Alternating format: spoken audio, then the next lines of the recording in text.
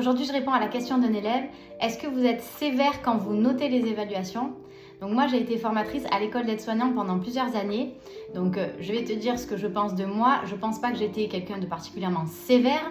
Par contre, c'était quand même exigeant. Ça veut dire que l'idée, c'est que le diplôme, c'est un diplôme d'État, donc il faut quand même qu'il y ait un certain niveau. Donc l'idée, c'est que tu puisses comprendre ce qui est donné pendant les cours et que ça puisse te servir après pour ta pratique professionnelle. Moi, par exemple, ce que je ne comptais pas, c'était les fautes d'orthographe, la présentation de la copie, est-ce que s'il y a quelques ratures, etc.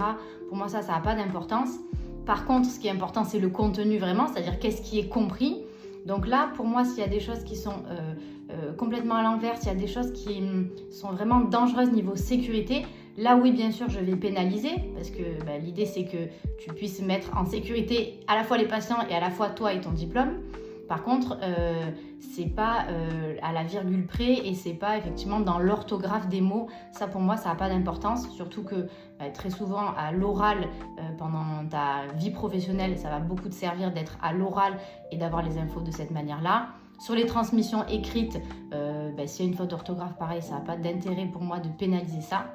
Mais voilà, s'il y a des choses en termes de sécurité ou des notions qui sont vraiment pas du tout comprises, là bien sûr c'est exigeant et ça c'est pas validé. Voilà, n'hésite pas à me dire toi comment tu te sens pour tes évaluations.